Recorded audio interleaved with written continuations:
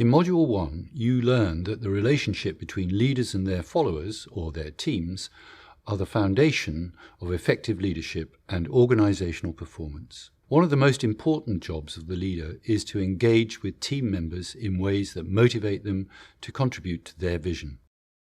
In this video, a guest expert discusses how to build productive relationships with team members.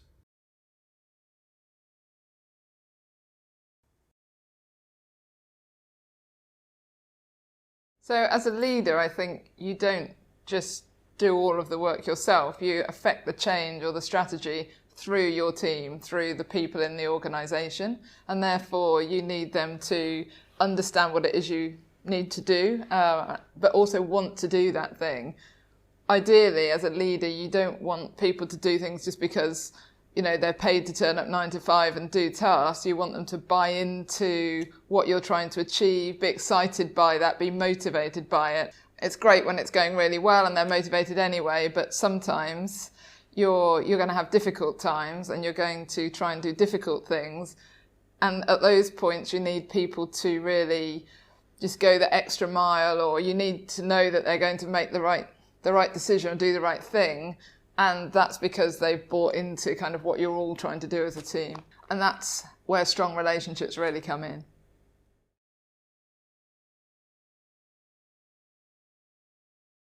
Some of the most important characteristics are trust and honesty. I think it's super important that you trust each other, that they know that even when no one's watching, they're going to be able to know what you're going to do. You're going to do the right thing in that situation. I think it's important to have honesty because that's how you build trust. As a leader, I think it's important to care deeply. Kim Scott in Radical Candor says it's important to care deeply as well as be honest. And I think those two things really are important. If you care about your team, they're going to trust that you are going to do the right thing by them as well as the company, and that you're thinking about how they're going to develop or what this experience is going to mean for them. So I think that's important. That leads me on to understanding. So the understanding of what each other's skills are and what strengths and weaknesses people have so that you can kind of work together in a team. Communication's really important, including feedback both ways, and just being really clear and understanding how people receive messages and communicate. And then mutual respect is really important. So both ways it works, and that all kind of goes together in a team relationship.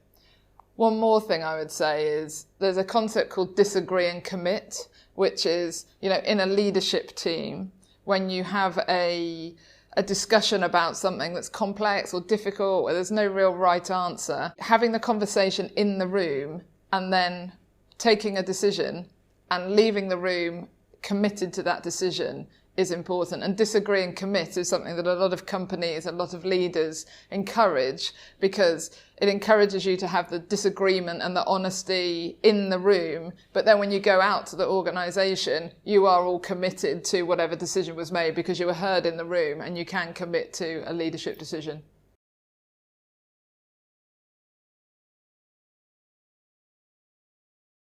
I think it's always really important to start with getting to know your team. So I tend to do, one-on-ones, a lot of one-on-ones with particularly my direct reports really early on, and to spend time with them on, what their goals were and what their skills are, and to just really listen about what's been working in the organisation, what their view is on kind of how the organisation should work, or what isn't working, what is working.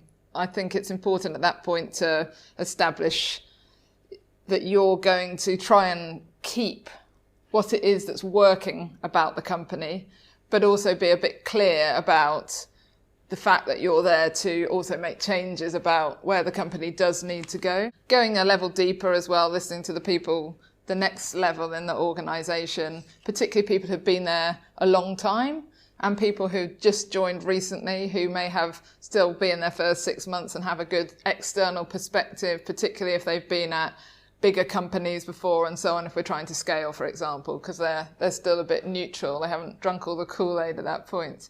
In those one-on-ones, I will definitely, be honest about myself, why I'm there, what my background is, what my background isn't, where I will need help from them, where I need their views, and reassure them that I'm there to preserve what's good and change what needs changing. Going back to my previous answer, honesty and trust building, the care about kind of what they think and making sure that you understand where they are in their career and where they are in this company, and the communication piece. I think that's important to just do really quickly. The other thing I do is I've got a few things that I'm always about, and I will stand up when I get into a new company that I'm about to run, and I will say, I'm about these 4 things. Having a strategy and executing against it. Just what are the first few priorities, getting those done. Learning and development is a really big thing. I always say, I don't know what the learning and development budget here is, but it will be bigger under my leadership because I really care about that. Recognition and appreciation. I really believe in making sure that everybody's role is appreciated because it's all a big team. And then customer centricity. So that's something else that, we're going to understand exactly what the customers want and make sure that we strive to deliver that. I think if you go in with things that you do in an organisation and you then start delivering on them quickly, that builds sort of trust throughout the organisation. So I know I bring in learning and development, for example, and I can do that really quickly. I can really quickly kick off management programs or change the learning and development budget because I've done that in lots of organisations and I naturally do it. And obviously thanking people. They're going to see that I work strategically. They're going to hear customer-centric things from me. So I can say that and then people can see that I do what I say I'm there to do. And I think that starts to build trust early as well.